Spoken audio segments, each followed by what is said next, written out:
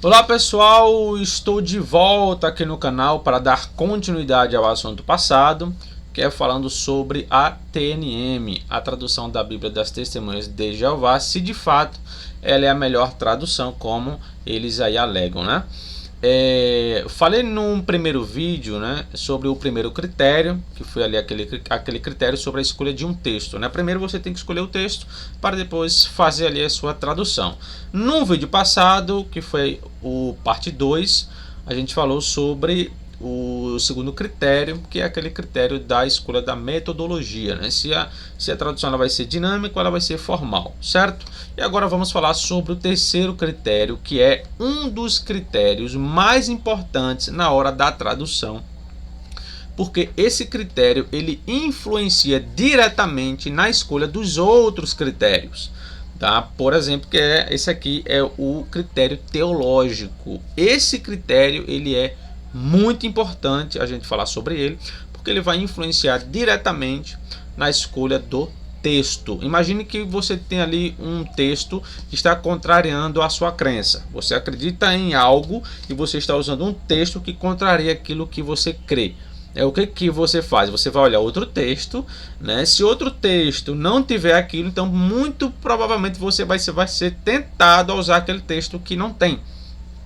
E aí você faz a sua tradução. E aí quando alguém perguntar, você fala, não, mas o manuscrito tal não tem isso, né? Então isso aí é um ponto que acontece demais nas traduções que nós temos, inclusive na TNM também, e eu vou mostrar aqui, tá? Vários exemplos aqui, a gente vai trabalhar essa questão. Mas antes que eu comece a comentar sobre isto, se inscreva no canal, siga a minha página, essa página aí, ó, Exegese Bíblica, lá no Instagram. Sigam lá, eu sempre posto lá alguma coisa relacionada no caso, teologia, né? Eu coloco lá caixinhas de perguntas e o pessoal sempre faz lá uma ou duas ou quatro perguntas, né? Enfim. Se você tem interesse de estudar grego, hebraico ou fazer um curso de teologia à distância, é só falar comigo. Aqui na descrição desse vídeo estão todas as minhas redes sociais, inclusive o meu WhatsApp. Beleza? Gente, tem pessoas aqui que pedem o meu número. Estão todos eles nas descrições dos vídeos. É só você clicar que vai mostrar e você pega. Beleza? Então é isso aí. Tamo junto e vamos lá. Então, pessoal, o que acontece, né? Como eu falei aí sobre o primeiro critério, o terceiro, né? Que é o critério teológico, que eu vou mostrar para vocês uma questão bem curiosa, né? Que eu acabei aqui achando. No livro de Deuteronômio, capítulo 27, versículo 4, aqui diz o seguinte, né? Será, pois, que quando houveres passado o Jordão, levantareis estas pedras que hoje vos ordeno no Monte Ebal. No Monte Ebal e as caiarás, né? No caso ali, caiarás é uma ideia de tipo pintar, rebocar, né? Tem essa conotação. O que acontece aqui? Vocês estão vendo aqui essa expressão aqui no Monte Ebal. Então, essa expressão, ela tem como base aqui no texto no texto maçorético, né? Isso aqui, ó, que vocês estão vendo, né? Esse texto aqui em hebraico. Aqui você vai ter Behar, Eval. Esse B aqui, essa letrinha aqui é o no, é a preposição, né? Aí você vai ter o Har, que é o monte, e você vai ter o Eval, que é o Ebal, beleza? Observe essa expressão, no Monte Ebal. Quando você pega a Septuaginta, ela fala a mesma coisa também, né? Ore Gaibal. Ore é monte em grego, né? E aí você tem Gaibal, que é o equivalente ao Eval. Beleza. Só que quando você chega no Pentateuco samaritano, ele tem uma alteração. Aqui ele vai ter a expressão ó, Behar, né? Behar, Gerizim ou Garizim, que é aqui o Monte Gerizim. Ou seja, no Pentateuco samaritano está falando que Deus está ordenando ele levantar essas pedras, né, para montar ali um altar de adoração, como está no versículo 5. Aqui fala que é no Monte Gerizim, né? E um detalhe curioso aqui é que o Monte Gerizim é o monte onde os samaritanos, eles usam, no caso, eles habitam ali naquele local, né, habitavam ali, para fazer os seus cultos, né? Eles acreditavam que ali era o local onde Deus escolheu para prestar culto, né? Aí, o que aconteceu aqui?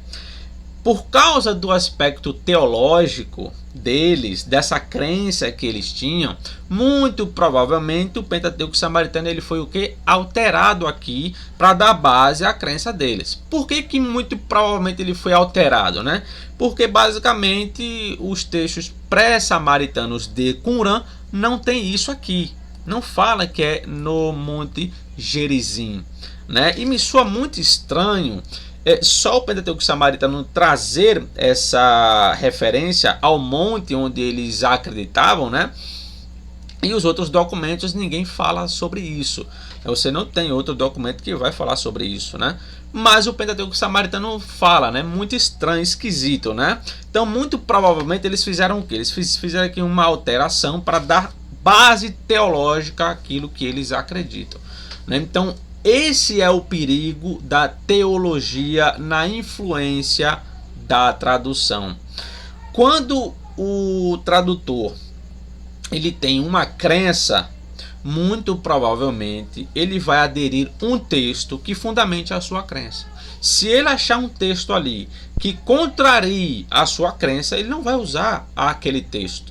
Ele vai usar o texto que não tem, a não ser se todos os textos falem a mesma coisa e não ter para onde fugir. Mas se tiver, pode ter certeza que o tradutor ele vai dar ali algum jeitinho de colocar um texto que dê base à teologia dele. Então isso é um problema, tá? E vamos ver aqui alguns exemplos, né, na TNM, né, onde isso acontece. Olha só que coisa curiosa, né? Aqui, ó, nós temos o seguinte, né? Temos o texto de 1 Coríntios capítulo 10, versículo 9. Esse texto na Bíblia CF e outras versões fala assim: e não tentemos a Cristo, como alguns deles também tentaram e pereceram pelas serpentes. Olha que coisa curiosa. O texto está falando para não tentar Cristo como alguns deles também tentaram. Deles quem? Paulo está citando o texto, se não me engano, lá de Êxodo, né? Onde tem aquele episódio que Deus ele lança serpentes e aquele pessoal eles foram, né? No caso ali, mordidos, né? E aí eles pereceram. Então Paulo aqui ele está falando que aquele pessoal tentou Cristo. Então quer dizer que aquele Deus lá era Cristo? Olha que coisa interessante, né? Só que a PNM ela vai falar assim, ó: nem ponhamos Jeová à prova, como alguns deles o puseram à prova, só para serem mortos pelas serpentes. Aqui a TNM ela coloca Jeová, a CF coloca a Cristo. Será que aqui não existe um aspecto teológico? Por que eu falo isso? Quando nós vamos analisar a TNM, né, eles alegam que a tradução do Novo Mundo ela se baseia nos manuscritos mais antigos, certo? Então ela tem como base o texto crítico, que é aquele texto, né, onde eles acreditam que é o texto mais próximo do original, porque é mais antigo. Então quanto mais antigo, mais próximo do original está. Então essa é a ideia. Só que aqui tem um problema. Me parece que esse critério ele não serviu aqui. Porque olhem só isso aqui, ó. Eu vou mostrar a vocês, tá? Aqui temos o Codex Sinaiticus, certo? Vocês estão vendo aqui essas duas letrinhas. Então essas duas letrinhas aqui é o Kyrion, certo? Kyrion, né? Que é Senhor, tá? Só que a TNM ela coloca Jeová, mas eu não vou entrar nessa discussão, tá? Ela está seguindo o Codex Vaticano e o Codex Sinaiticus, que trazem Senhor, onde eles vertem para Jeová. Beleza, até aí tudo ok, certo? Que data é o Codex Sinaiticus? Século IV, beleza? Beleza. Aí você tem aqui o Codex Vaticano, também, ó, Kyrion, que está de forma, né, abreviada, certo? Então tá Kyrion, Senhor, beleza, ok. Aí você tem aqui o Codex Alexandrino do século V, que ele traz Theon, que é Deus, e não tentemos a Deus. Então você já tem aqui uma variação textual, certo? Certo. Até aí ok. Só que quando você pega, por exemplo, o Papyrus 46 do ano 200, que é o documento mais antigo do livro de 1 aos Coríntios, ele traz isso aqui, ó, Kyrion. No caso, Christon, né? Que no caso seria Cristo. Aqui, ó. Aqui eles colocaram de forma abreviada. Esse aqui é o papiro 46, que eu tenho ele aqui também em mãos, tá? No caso aqui, ó. Aqui eu tenho o papiro 46. Eu consultei aqui e de fato está Cristo no papiro 46. Aí eu pergunto, por que a TNM, os tradutores, não se basearam no texto mais antigo aqui? Será que porque houve uma questão teológica envolvida aqui? Porque se de fato, né, eles traduzem Cristo aqui, ficaria um negócio meio estranho. Poxa, não tentemos a Cristo, como alguns deles também tentaram. Então quer dizer que aquele pessoal lá do Antigo Testamento, eles tentaram a Cristo. Então poderia fazer uma ligação que o Deus do Antigo Testamento é Cristo, naquela passagem, né? Aí o que acontece? Quando você pega o Novo Testamento grego, esse aqui, que a TNM é baseada nele, né? No texto, esse aqui, ó, esse é o Nestle Aland, né? Edição 28. Geralmente nossas versões são baseadas nesse texto grego, né? A TNM, ela segue basicamente esse texto. Só que quando você abre aqui em 1 aos Coríntios, capítulo 10, versículo 9, esse texto coloca Cristo, tá? Esse texto grego aqui coloca Cristo e não Senhor, né? E aí como é que fica isso aqui? Houve ou não houve uma questão teológica aqui para seguir outro texto? Vocês lembram do que eu falei quando eu comecei aqui? O tradutor, quando ele pega um texto, ele chega ali, olha e diz, pô, isso aqui contraria a minha crença. Então vamos seguir outro texto. Olha aí, ó. É ou não é? Isso é ou não é um fato? Porque eles se gabam tanto, né, de não, nós seguimos o texto mais antigo, mas por que não seguiram aqui o texto mais antigo? Bom, vamos continuar. Aqui temos o texto de Romanos 9:5, que é um texto bem interessante também, né? Um texto onde a TNM ela traz aqui algumas questões que são diferentes, né, das nossas versões em português. Vamos lá. A TNM ela fala assim, né? A eles pertencem os patriarcas e deles descendeu Cristo segundo a carne. Ponto final. Observe isso aqui, ó. Ponto final. Deus que está sobre tudo seja louvado para sempre. Amém. Ou seja, a TNM ela coloca aqui um ponto final em carne, certo? E coloca a última parte como uma doxologia independente para Deus Pai. Então tá, Paulo está falando que a eles pertencem os patriarcas, ou seja, aos judeus, né? E deles, dos judeus, descendeu Cristo segundo a carne. Então quer dizer, na humanidade de Cristo ele descende dos judeus. Aí coloca um ponto final e aqui coloca, né? Deus que está sobre tudo, seja louvado para sempre. Amém. Ok. Quando você pega a versão NVI, ela fala assim: deles são os patriarcas, e a partir deles se traça a linhagem humana de Cristo, que é Deus acima de todos, bendito para sempre. Amém. A NVI, ela coloca uma vírgula aqui. Ela não coloca um ponto final como fez a TNM, né? Ela coloca uma vírgula. E aqui a NVI é muito clara ao afirmar que Cristo, que é Deus acima de todos, seja bendito para sempre. Amém. Está chamando Cristo de Deus, né? Ok. A Bíblia judaica do David Esten, eu acho que eu não estou com ela aqui próximo, mas ela fala assim, né? deles são os patriarcas, e deles, no que respeita à ascendência física, procedeu o Messias, que está acima de todos. Ponto final. Louvado seja Adonai para sempre. Amém.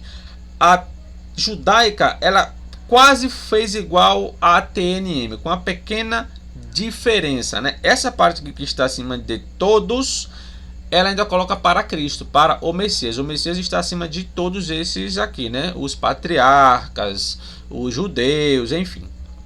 Aí a parte final é uma doxologia independente para Deus Pai. Certo? Certo. As três versões aqui, elas são possíveis do ponto de vista grego, tá? Eu tenho aqui vários gramáticos, né, que confirmam isso, como é o caso de Robert Mouse, né? Ele diz que esse texto ele é um texto muito problemático e que geralmente ele é definido pelo aspecto teológico do tradutor. Se o tradutor ele for aqui trinitário, ele pode tender a fazer como fez a NVI.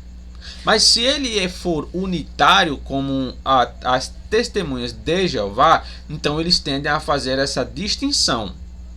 Então veja, a teologia ela influencia na hora da tradução.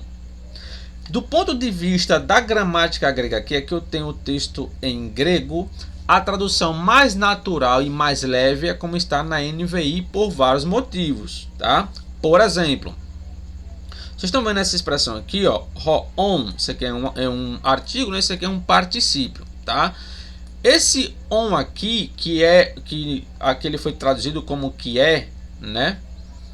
E aqui, ó, foi traduzido como que está, certo? Aqui, ó, que está. Então, é essa expressão aqui, ó. O que acontece? Quando nós temos um texto assim, que é um texto realmente complicado do ponto de vista gramatical, porque ele abre aqui várias possibilidades, né? E isso não pode ser negado. Nós temos que analisar alguns fatores que nos levem a chegar a uma tradução mais acertada. Por quê? Você tem aqui essa expressão ho-on. Esse on aqui ele é um particípio atributivo, certo? Quando você faz uma análise dos particípios atributivos no estilo de Paulo, Paulo tem um estilo na sua carta aos Romanos, que quando ele coloca um particípio na frente de um substantivo, esse particípio se refere a quem está atrás, ele não se refere a quem está na frente.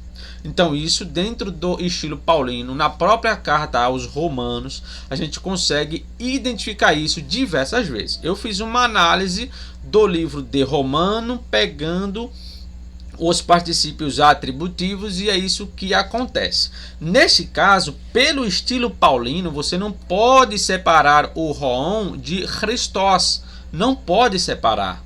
Por quê? Porque isso é o estilo dele. Ele sempre coloca isso aqui, o particípio atributivo, ligado a quem está atrás. Então aqui a Bíblia judaica ela foi melhor que a TNM nesse aspecto, porque ela coloca ho-on epi panton. Panton é sobre, né? O que está, epi sobre, panton, todos. Então a ideia seria que procedeu o Messias que está acima de todos. Naturalmente, essa seria a leitura mais viável aqui, tá? Só que a judaica ela coloca uma doxologia aqui, ó, independente, ou seja, ela não está ligada a quem está atrás, no caso Cristo, certo? Ela é independente, como se fosse um louvor ali a Deus, né? Só que o que acontece? Quando nós fazemos uma análise do Theos, eulogetos, estu, aionas, amém. Quando você pega as doxologias que Paulo usa em outros livros, como Coríntios, né, Timóteo também, enfim, você nota que Paulo ele nunca usa uma doxologia independente. O estilo de Paulo é fazer uma doxologia dependente, depende de quem está antes.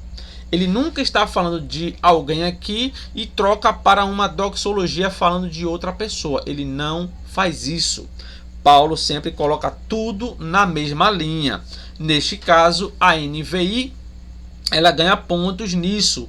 Por quê? Porque ela coloca a doxologia todinha relacionada a quem está atrás, no caso Cristo. Então esse é outro argumento. Então quer dizer, você vai construindo argumentos pelo estilo paulino, como é que ele usa a palavra, como é que ele usa a frase, como é que ele usa o particípio atributivo, entre outras coisas. Aqui existem vários critérios para nós definirmos que a NVI ela fez uma melhor tradução. Digo isso, critérios gramaticais. Eu citei aqui 2, né? Poderia citar aqui diversos outros, mas eu não vou fazer isso porque senão esse vídeo vai ficar extremamente longo. Ele já está aqui com 20 minutos, né? E eu não quero deixar ele com 50 minutos aqui. Então, quer dizer, aqui eu citei apenas 2 critérios onde a NVI ela tem uma leitura mais natural da língua grega. Não é impossível fazer aqui o que a TNM fez, tá? Não é. Se alguém falar que é, não é. Certo? Nem é impossível fazer o que a Bíblia judaica fez, né? Geralmente aqui o argumento dos eruditos, né, que eles colocam a doxologia isolada é pelo aspecto teológico, tá? Eu tenho obras aqui que vão confirmar isso, né? Eles falam, não, mas pelo aspecto teológico é melhor você fazer aqui essa distinção. Então, quer dizer, pela teologia deles, né, da visão que eles têm sobre o texto, e isso acontece, certo? Mas gramaticalmente isso é possível também, certo? Eu, no meu caso, prefiro aqui a NVI porque ela está mais de acordo com a leitura do grego. Eu vou pegar aqui outro critério importante para esse texto, que é isso aqui, ó. Vocês estão vendo essa expressão aqui, eulogetos, que é o bendito, tá? Quando você tem uma doxologia independente, o bendito ele vem primeiro que o substantivo aqui. No caso Deus, né? Ele teria que vir primeiro. Aí sim você tem uma doxologia independente, como acontece lá no Salmo, se não me engano, 67, certo? Então, quando você tem essa estrutura de vir primeiro, aí sim, mas aqui não é o caso. Porque aqui, quando ele termina de falar sobre Cristo segundo a carne, ele usa um particípio atributivo. O particípio atributivo está ligado a um substantivo antes, então é que está sobre todos, e aí vem Deus bendito eternamente, amém. Ou seja, por esse texto está chamando Jesus de Deus bendito, tá?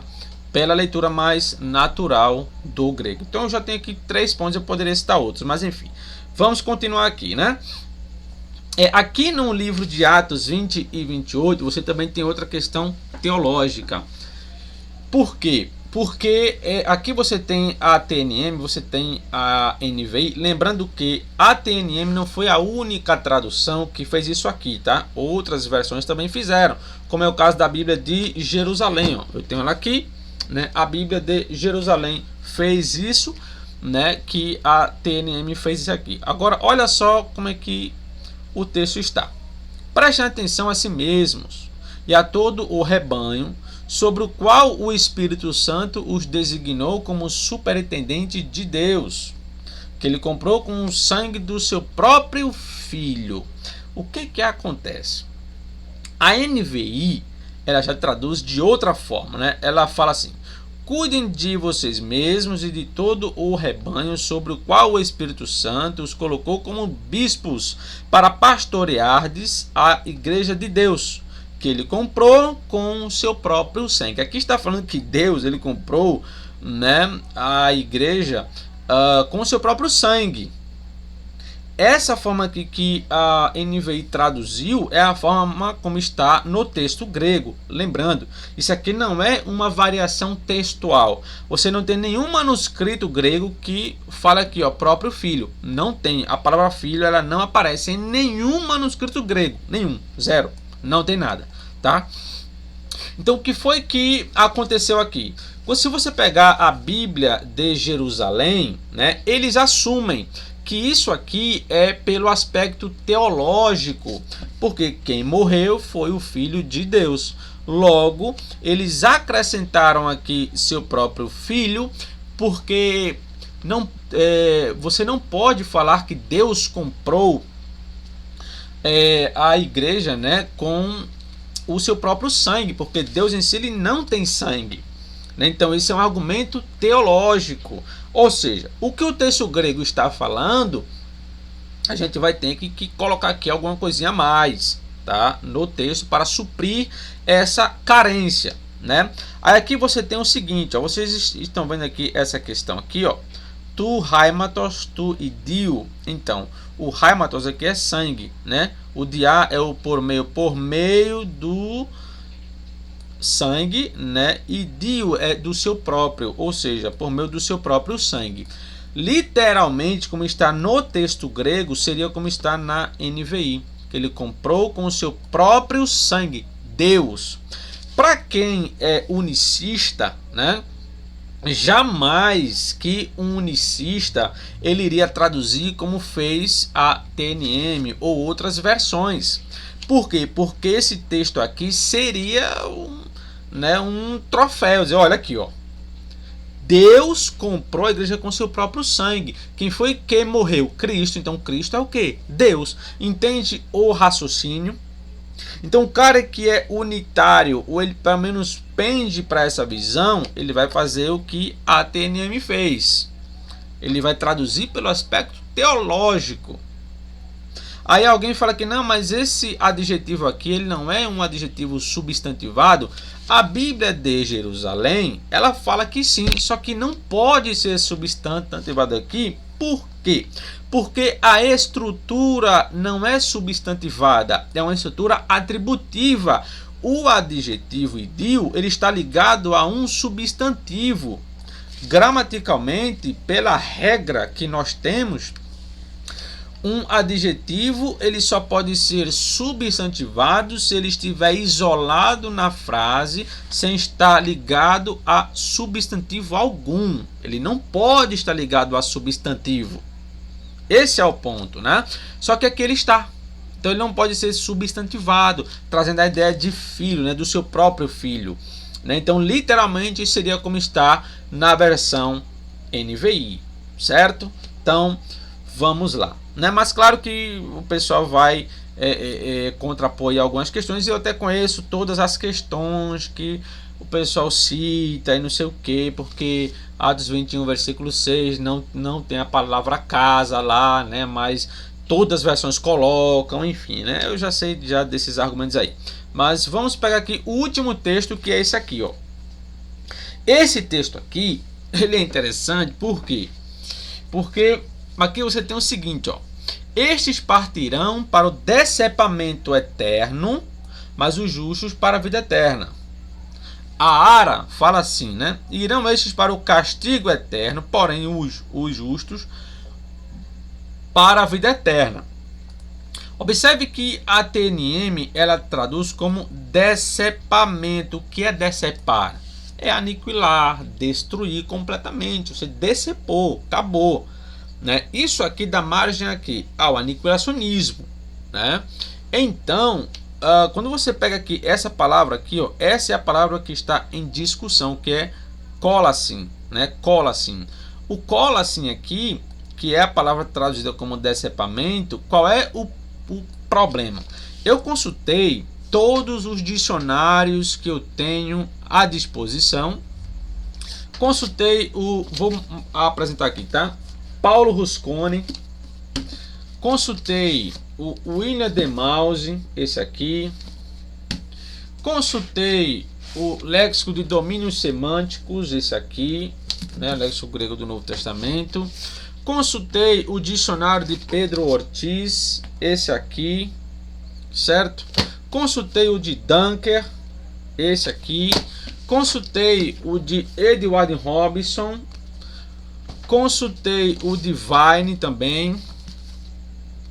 E consultei vários outros, como o BDAG, o Bromley Kittel, o E. Schneider e outros, né? Liddell Scott, enfim, vários outros. Acho que eu consultei uns 15 a 20 aí, né? Contando esses que estão em língua inglesa.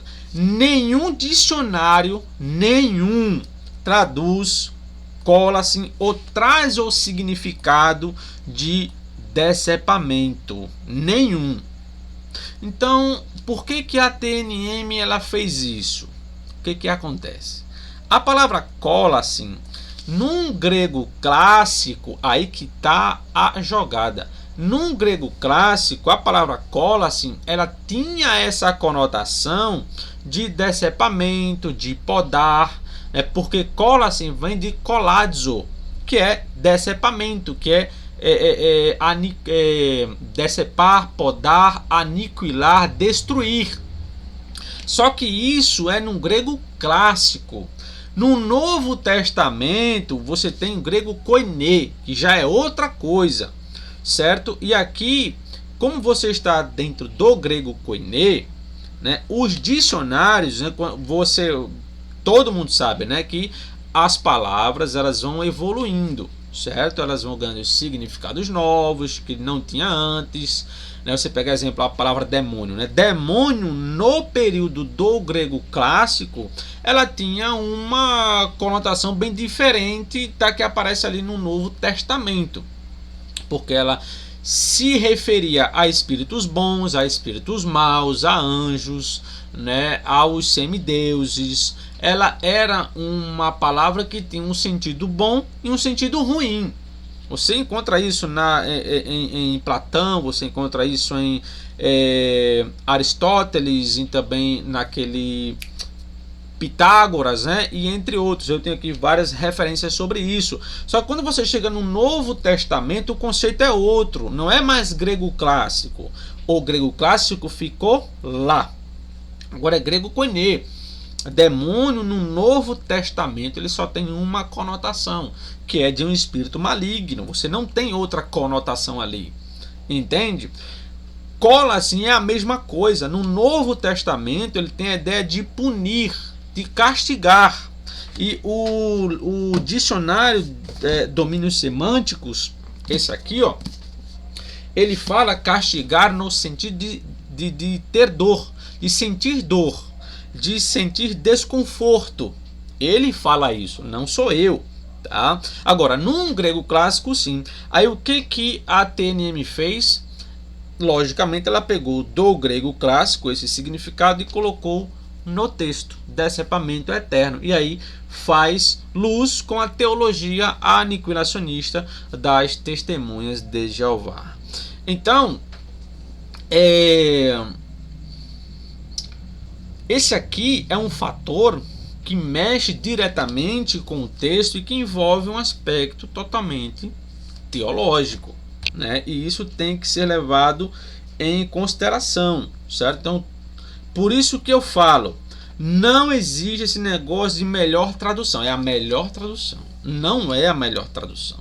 Não é nem a TNM, nem a NVI, nenhuma tradução em português é a melhor. Nenhuma pode ter esse título, porque sempre vai ter esse tipo de coisa.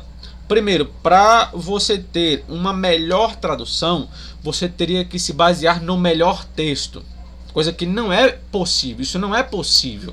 O texto massorético ele tem diversos problemas, ele tem diversos acréscimos que nossas traduções seguem. O Novo Testamento também. O texto grego você tem texto ali que foi mexido e traduções seguem. No critério de equivalência formal ou dinâmica, você teria que ter um critério perfeito, coisa que não existe também. Então já é outro problema. Nessa questão teológica é outro problema também, porque o tradutor ele pode mexer no texto de acordo com a teologia dele. Ele pode escolher um texto de acordo com a teologia dele. Então isso é um problema. Vocês compreendem isso? Então, definindo aqui esse assunto, né? Eu digo com todas as letras, não existe melhor tradução, porque você teria que ter o texto original perfeito, você teria que ter a metodologia perfeita de equivalência formal e dinâmica, coisa que não existe, porque mesmo se você escolher uma forma dinâmica, nem sempre existe uma única forma dinâmica. Às vezes o texto ele permite 3 formas diferentes dinâmicas, e aí, como é que a gente faz? Então, tem todos esses problemas. Por isso que quando alguém chega para mim e fala que ó, a Bíblia X é a melhor, qualquer versão, eu já sei que esse cara ele não entende de tradução. Ele provavelmente é um fanático que vai defender aquela ideia dele, porque ele aprendeu assim, desde pequeno, não sei o que. Enfim, é complicado. Certo, pessoal, eu vou ficando por aqui. Espero que vocês tenham gostado deste vídeo. Poxa, 35 minutos, olha só, né? Mas enfim, é isso aí. Estamos juntos. Sigam a minha página lá no Instagram, Seus Hereges. Brincadeiras à parte. Que Deus abençoe a todos. Estamos juntos. E é isso aí. Até o próximo.